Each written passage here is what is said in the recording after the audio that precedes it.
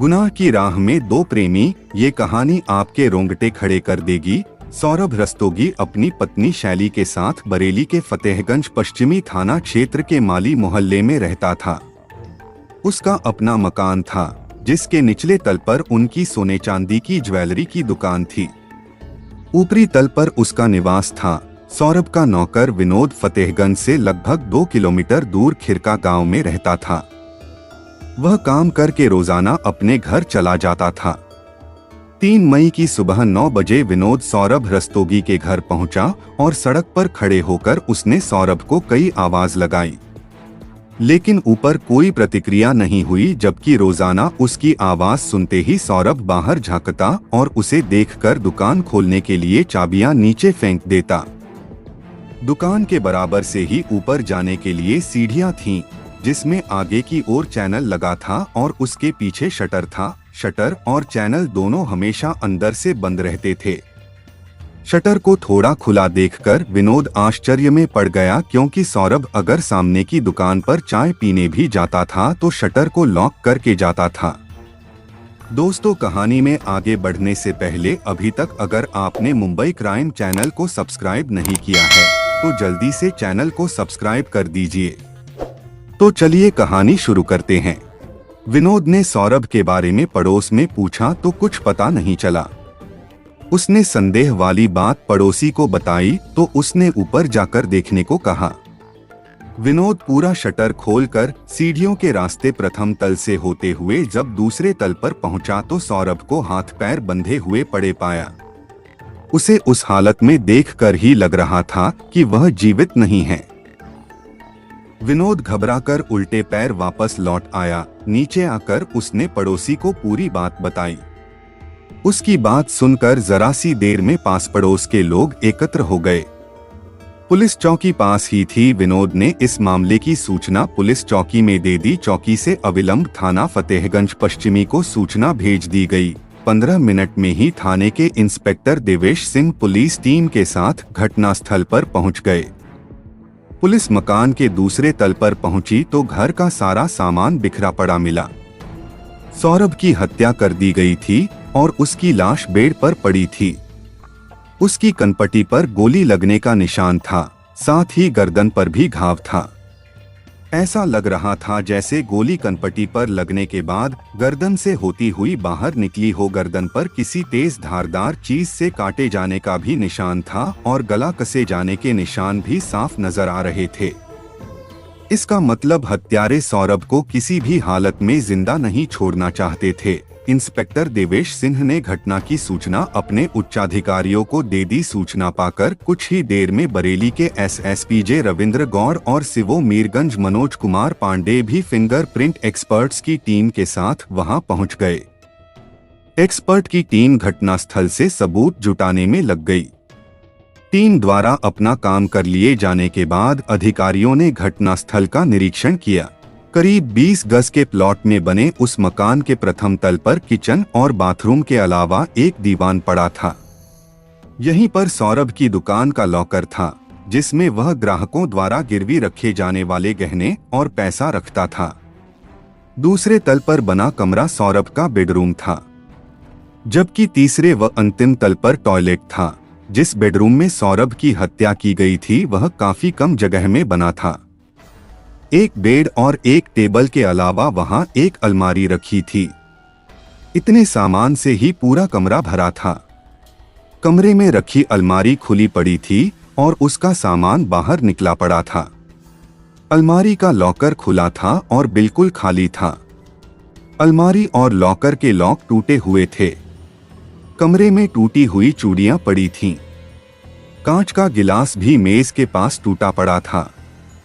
गिलास के कांच का एक टुकड़ा खून से सना हुआ था। सौरभ का गला शायद उसी कांच से काटा गया था। सीढ़ियों पर चाबी के कई गुच्छे पड़े मिले थे। घटनास्थल के मुआयने और पूछताछ के बाद यह नतीजा निकला कि इस घटना को पुख्ता योजना बनाकर अंजाम दिया गया था। हत्यारों को यह बात अच्छी तरह पता थी कि सौरभ घर पर अकेला है। उसकी पत्नी शैली बाहर गई हुई है, इसीलिए घटना को अंजाम देने के लिए 2 मई की रात चुनी गई थी। हालात बता रहे थे कि घर के अंदर दाखिल होने वाले को सौरभ अच्छी तरह जानता था, क्योंकि कोई भी व्यक्ति बाहर से घर के अंदर तब तक प्रवेश नहीं कर सकता था जब तक अंदर मौजूद शख्स ताला न खोले। बाहर से ताला खोलना किसी भी तरह संभव नहीं था। सीढ़ियों के पास शटर लगा था जिसमें अंदर से ताला पड़ा हुआ था। फिर सीढ़ियां चढ़ने के बाद एक दरवाजा था, वह भी अंदर से बंद रहता था। अगर किसी ने दरवाजा तोड़ने का प्रयास किया होता तो निशान जरूर मिलते। दरवाजों पर लगी कुंडियां सही सलामत थीं, इसका मतलब था कि सौरभ ने ही अपने किसी परिचित को देखकर दरवाजे खोले होंगे और उसे ऊपर ले गया होगा। रात 9 बजे सौरभ ने विनोद को फोन करके बुलाया था, लेकिन मौसम खराब होने की वजह से वह नहीं आ सका था। इसके बाद ही किसी समय सौरभ की हत्या की गई थी। पुलिस अधिकारियों ने कड़ी जांच पड़ताल करने के बाद करीब 1 बजे सौरभ की लाश पोस्टमार्टम के लिए बरेली स्थित मोर्चरी भेज दी। मौके पर मिले सौरभ के मोबाइल को पुलिस ने अपने कब्जे में ले लिया। घटनास्थल से पुलिस ने 2 बुलेट भी बरामद किए। उधर सौरभ की पत्नी शैली को पति की मौत की खबर मिली तो वह देर शाम दिल्ली से वापस आ गई। सौरभ के पिता सुनील रस्तोगी की लिखित कंप्लेंट पर इंस्पेक्टर देवेश सिंह ने अज्ञात लोगों के विरुद्ध इंडियन पीनल कोड की धारा 394 और 302 के तहत मुकदमा दर्ज करा दिया। पुलिस ने सौरभ के मोबाइल नंबर की कॉल डिटेल्स निकलवाई तो पता चला कि घटना वाली रात उसने अंतिम कॉल अपनी पत्नी शैली को की थी। उससे पहले उसने 9 बजे विनोद से बात की थी। इन दोनों कॉल से पहले सौरभ की बात एक अनजान नंबर पर भी हुई थी। उस नंबर पर उस दिन भी और उसके पहले दिन भी कई बार देर तक बातें की गई थीं। इंस्पेक्टर देवेश सिंह ने उस नंबर के बारे में विनोद से पूछताछ की तो उसने बताया कि वह नंबर बरेली के थाना बहेड़ी के अंतर्गत आने वाले गांव जुआ जवाहरपुर की रहने वाली पूजा शर्मा का था। विनोद उसके बारे में इसलिए जानता था क्योंकि सौरभ ने उसे भेजकर कई बार पूजा का मोबाइल रिचार्ज कराया था। इससे पुलिस को यह मामला अवैध संबंधों का लगा। पुलिस ने पूजा के घर पर गिरफ्तारी के लिए दबिश दी, लेकिन वह नहीं मिली। पता चला कि वह 19 अप्रैल को अपने प्रेमी राकेश गंगवार के साथ भाग गई थी। राकेश पड़ोस के गांव मोहम्मदपुर का रहने वाला था। राकेश और पूजा का एक साथ भागना और पूजा का सौरभ से बराबर बात करना इस बात की ओर इशारा करता था कि होना हो उन दोनों ने ही मिलकर सौरभ की हत्या करके लूट को अंजाम दिया था। पुलिस ने उन्हें शीघ्र गिरफ्तार करने के लिए मुखबिरों को सुरागरसी पर लगा दिया। 7 मई की दोपहर को एक मुखबिर से इंस्पेक्टर देवेश सिंह को सूचना मिली कि पूजा अपने प्रेमी राकेश के साथ इज्जत नगर रेलवे स्टेशन पर खड़ी है। यह खबर मिलते ही उन्होंने तुरंत वहां जाकर दोनों को गिरफ्तार कर लिया। दोनों को थाने लाकर सख्ती से पूछताछ की गई तो उन्होंने सारा सच उगल दिया। पूजा थाना बहेड़ी क्षेत्र के गांव जुआ जवाहरपुर निवासी रामवीर की बेटी थी। रामवीर खेती किसानी का काम करता था। उसका अपनी पत्नी कमला से अक्सर वाद विवाद होता रहता था, जो कि कभी कभी भयंकर रूप अख्तियार कर लेता था। वाद विवाद का कारण था कमला का महत्वाकांक्षी होना। उसे अपनी चादर के हिसाब से पैर पसारना नहीं आता था। उसके हाथ में जितना पैसा आता था वह घर की जिम्मेदारियों के बजाय फिजूल के कामों में खर्च कर देती थी। 3 बच्चों की मां होने के बावजूद कमला को बनसंवर कर रहना पसंद था। इसी वजह से उसके खर्चे ज्यादा बढ़े हुए थे। उसकी फिजूल खर्ची को लेकर पति पत्नी में हर रोज झगड़ा होता था। इस सब से तंग आकर रामवीर ने कमला को तलाक दे दिया। तलाक के बाद वह अपने बच्चों के साथ अपने मायके बरेली के ही गांव मोहम्मदपुर आ गई। लेकिन जवान बेटी को घर में बैठे देख कुछ ही दिनों में माँ बाप को चिंता होने लगी। उन्होंने किसी तरह दौड़ भाग करके उसकी शादी जुआ जवाहरपुर के सेवानिवृत्त फौजी भूपराम शर्मा से कर दी। भूपराम सेवानिवृत्ति के बाद अपनी पुश्तैनी जमीन पर खेती बाड़ी करते थे। शादी के बाद कमला बच्चों के साथ अपनी इस ससुराल में रहने लगी। समय के साथ कमला की बेटी पूजा जवान हो गई। वह बरेली के विशाल कन्या डिग्री कॉलेज से बीए द्वितीय वर्ष की पढ़ाई कर रही थी। पूजा अपनी मां कमला से इसलिए नाराज रहती थी क्योंकि उसने दूसरा विवाह कर लिया था। इसी बात को लेकर मां बेटी में अक्सर झगड़ा हो जाता था। कमला अपनी झगड़ालू बेटी से कम ही बोलती थी।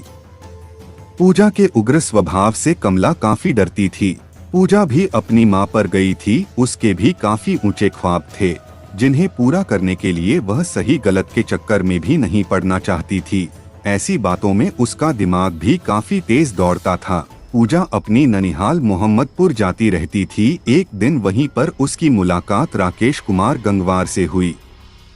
राकेश के पिता होरीलाल भी किसान थे। उसकी 2 बड़ी बहनों का विवाह हो चुका था।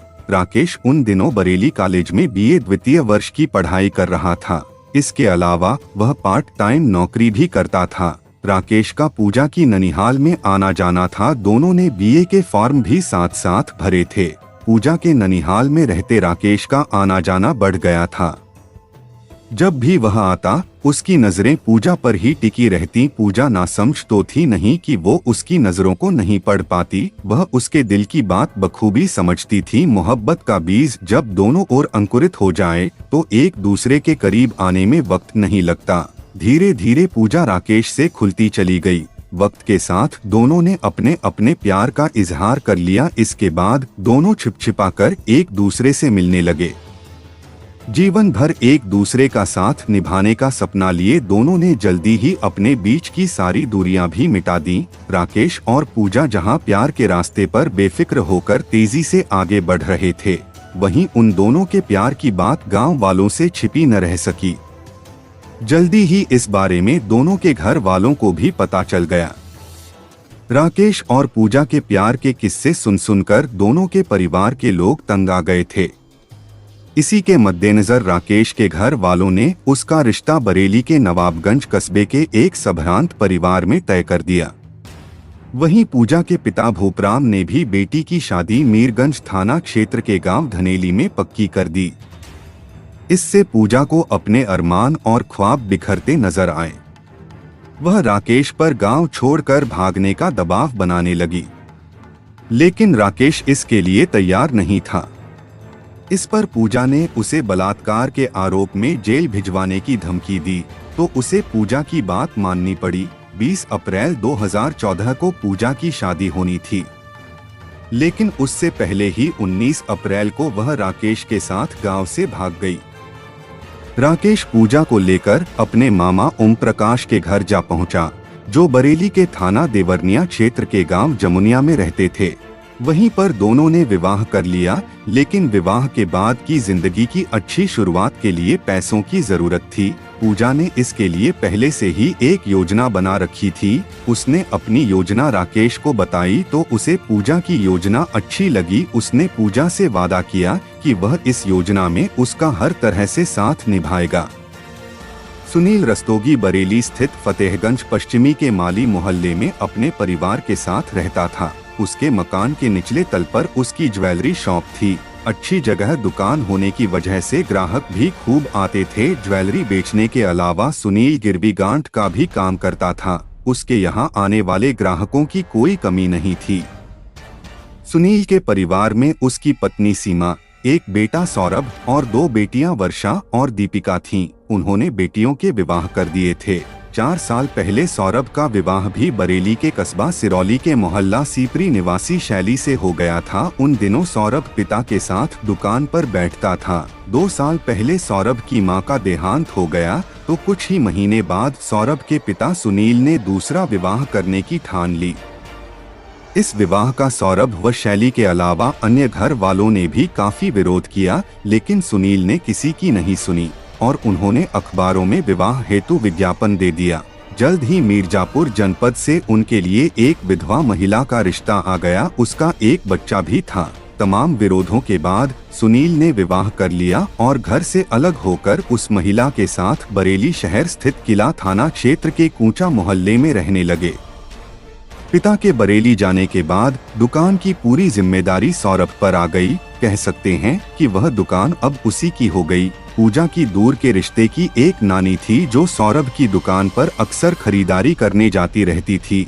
वह चूंकि काफी पुरानी ग्राहक थी, इसलिए सौरभ उसका खास ख्याल रखता था। एक बार पूजा भी अपनी नानी के साथ सौरभ की दुकान पर गई। नानी ने उसका परिचय सौरभ से कराकर कहा कि कभी यह कुछ खरीदने आए तो उसे उचित दाम पर ही ज्वेलरी दे देना। पहली ही मुलाकात में सौरभ पूजा के दिमाग में चढ़ गया। वह अक्सर उसकी दुकान पर जाने लगी। एक दिन वह शाम के वक्त सौरभ की दुकान पर पहुंची तो वह दुकान बंद कर रहा था। सौरभ उसे ऊपर अपने मकान में ले गया और अपनी पत्नी शैली से मिलवाया। बेडरूम में बिठाकर उसने शैली से अपनी ज्वेलरी पूजा को दिखाने को कहा जो उसने हाल में ही बनवाई थी। दरअसल सौरभ सोच रहा था कि शैली की ज्वेलरी देखकर शायद पूजा को डिजाइन पसंद आ जाए और वह वैसे ही डिजाइन की ज्वेलरी बनवाने का मन बना ले। शैली एक अजनबी लड़की के सामने अपनी अलमारी खोलकर ज्वेलरी नहीं दिखाना चाहती थी, लेकिन सौरभ के कहने पर उसे बात माननी पड़ी। शैली की ज्वेलरी देखकर पूजा की आंखें चुंधिया गईं। ज्वेलरी के वजन और कीमत की सोचकर उसके मन में लालच आ गया। उस दिन पूजा वहां से वापस तो लौट आई, लेकिन उसकी आंखों के सामने वही ज्वेलरी नाचती रही। इसके बाद उसने सौरभ से मुलाकातें बढ़ा दी। मुलाकातें बढ़ी तो दोनों ने एक दूसरे को अपने मोबाइल नंबर दे दिए। इसके बाद दोनों की बातें होने लगीं। पूजा को अपनी तरफ खींचता देख सौरभ खुश था, उसका भी मन बहक गया। धीरे धीरे स्थिति यह आ गई कि सौरभ अपने नौकर विनोद को भेजकर पूजा का मोबाइल भी रिचार्ज कराने लगा। राकेश के साथ भागने और शादी करने के बाद जब अच्छी जिंदगी के लिए पैसे की जरूरत महसूस हुई तो पूजा ने राकेश के साथ मिलकर सौरभ को लूटने की योजना बना ली। इसके लिए पूजा ने मर्दों की कमजोरी वाला रास्ता अख्तियार किया। वह सौरभ से खुलकर प्रेम भरी बातें करने लगी। एक साथ तन्हा समय बिताने की बात हुई तो सौरभ ने मौके की तलाश शुरू कर दी। सौरभ की पत्नी शैली की बच्चेदानी पर कुछ चर्बी थी, जिस वजह से गर्भ नहीं ठहर पा रहा था। उसका इलाज नोएडा के नीलकंठ अस्पताल में चल रहा था। डॉक्टर गर्भाशय की चर्बी ऑपरेशन के जरिए हटाने की बात कर रहे थे। शैली को उसी ऑपरेशन के लिए नोएडा जाना था।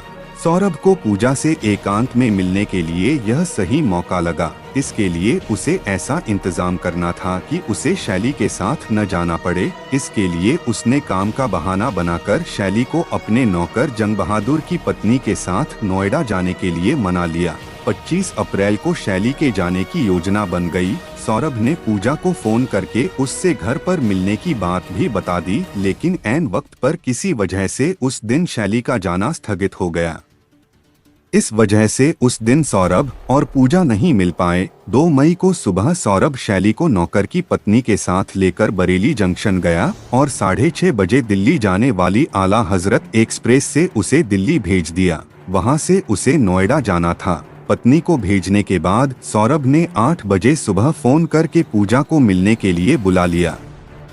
उस दिन शुक्रवार था और शुक्रवार को मार्केट की साप्ताहिक छुट्टी रहती थी, इसलिए उस दिन दुकान खोलने की भी मजबूरी नहीं थी। प्रोग्राम के हिसाब से सब कुछ ठीक चल रहा था, लेकिन तभी सौरभ को नानी की मौत का समाचार मिला। मजबूरी थी, इसलिए न चाहते हुए उसे बेमन से कचला जाना पड़ा, जहां उसकी नानी की अंत्येष्टि होनी थी। वहां पर भी पूजा ने उसे 3 से 4 बार फोन किया। पूजा से एकांत में मिलने की तमन्ना सौरभ के सिर चढ़कर बोल रही थी। अंत्येष्टि के बाद जब वह जाने लगा तो घर वालों और रिश्तेदारों ने उसे रोकने की काफी कोशिश की, लेकिन वह नहीं रुका। शाम लगभग 6:30 बजे तक वह अपने घर पहुंच गया और घर पहुंचते ही उसने घर पहुंचने की खबर पूजा को दे दी। इसके बाद पूजा राकेश के साथ बाइक पर बैठकर सौरभ के घर के लिए चल दी। बाइक राकेश के मामा ओम प्रकाश की थी। रात 8 बजे वह सौरभ के मकान से कुछ दूरी पर उतर गई और सौरभ के घर की तरफ चल दी। राकेश वहीं मार्केट में घूमने लगा। इसी बीच उसने शराब पी और वहीं पास के एक बैंक्वेट हॉल में हो रहे वैवाहिक समारोह में जाकर खाना भी खाया। नशे की हालत में उसने बाइक एक स्थानीय पत्रकार अनवर खान की बाइक से भिड़ा दी। इस पर दोनों में काफी बहस हुई। राकेश अपनी बाइक वहीं खड़ी करके वहां से चला गया। पत्रकार अनवर खान ने फतेहगंज पश्चिमी थाने को सूचना दी, जिसके बाद थाने से सिपाही वहां पहुंचे और राकेश की क्षतिग्रस्त बाइक को उठवाकर थाने ले गए। दूसरी ओर पूजा सौरभ के घर पहुंची तो सौरभ ने खुद आकर शटर खोला और उसे अपने साथ दूसरी मंजिल पर बने अपने बेडरूम में ले गया। कुछ देर दोनों के बीच बातें होती रहीं। फिर सौरभ 2 गिलास और फ्रिज से फ्रूटी की बोतल निकाल कर ले आया। उसने फ्रूटी मेज पर रख दी। पूजा फ्रूटी की बोतल उठाकर दोनों गिलासों में पलटने लगी। इसी बीच सौरभ टॉप फ्लोर पर टॉयलेट चला गया। पूजा ने मौके का फायदा उठाकर अपने पर्स में रखे 81 की 2 टैबलेट का पिसा पाउडर निकाला और सौरभ के गिलास में डालकर मिला दिया। जब सौरभ टॉयलेट से वापस आया तो पूजा ने एक गिलास उसे देकर दूसरा गिलास अपने होठों से लगा लिया और सिप करने लगी। सौरभ फ्रूटी पीते हुए टीवी खोलकर उस पर प्रोग्राम सेट करने लगा। करीब 20 मिनट बाद सौरभ बेहोश होकर बेड पर लुढ़क गया।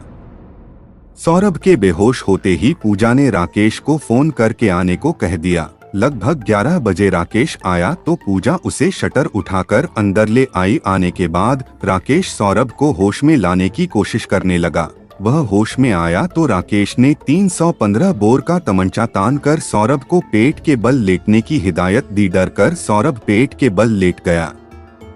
पूजा ने सौरभ के हाथ पीठ की तरफ लाकर अपने दुपट्टे से बांध दिए। साथ ही उसने सौरभ के पैर भी उसकी शर्ट से बांध दिए। इसके बाद राकेश ने अलमारी की चाबी मांगी तो सौरभ ने देने से इनकार कर दिया। इस पर राकेश ने उसे डराने के लिए तमंचे से एक हवाई फायर किया। उसने एक बार फिर चाबी मांगी, लेकिन सौरभ ने चाबी देने से फिर मना कर दिया।